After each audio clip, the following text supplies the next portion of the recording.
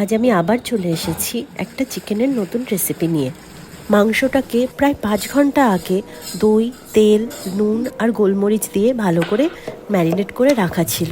এখন পেঁয়াজ, রসুন, আদাটা কেটে নিচ্ছি এবং সেগুলোকে ব্লেন্ড করে টমেটোটাকেও ব্লেন্ড করে নিচ্ছি। প্রায় 5 বছর পর আমার বান্ধবী দিয়ার সাথে আজ দেখা হলো, কারণ কর্মসূত্রে আমি বাইরে চলে গিয়েছিলাম আর এখনও বিয়ের পরেও আমি বাইরেই আছি।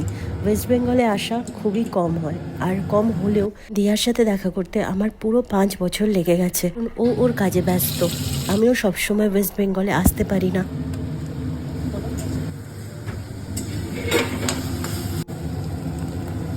মশলাগুলো ভালো করে কষিয়ে নিলাম। এরপর ম্যারিনেট করা চিকেনটা ওই মশলার মধ্যে ঢেলে দিচ্ছি।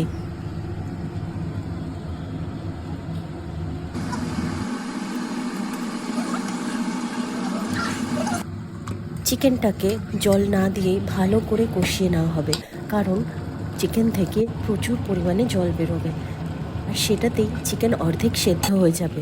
কেউ কেউ গ্রেভির মাত্রা বেশি রাখার জন্য জল দিতেই পারো।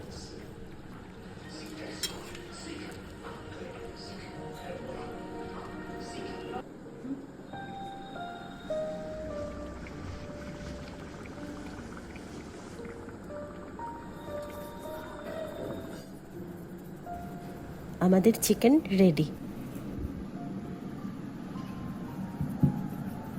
তোমাদের কেমন লাগলো বলতে ভুলো না যেন। দিয়ার বাড়িতে গিয়ে পুরো দিনটা কিভাবে চলে গেল বুঝতেই পারলাম না। আর আগের ভিডিওতে এত ভালো সাপোর্ট করার জন্য থ্যাংক ইউ সো মাচ।